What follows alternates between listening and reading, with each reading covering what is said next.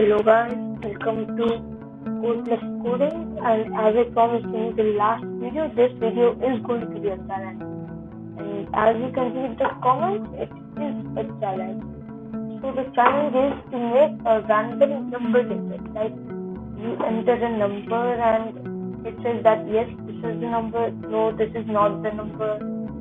Every time the number yes should be different. For example, right now the number which I have to get is 1, but I am again and again getting the wrong number.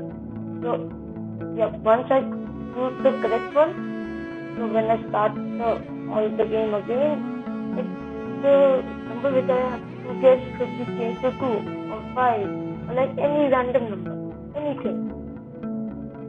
And the number I have to guess will only and only be an integer. Okay, if you are getting like right now confused, what am I asking you? How will you do it?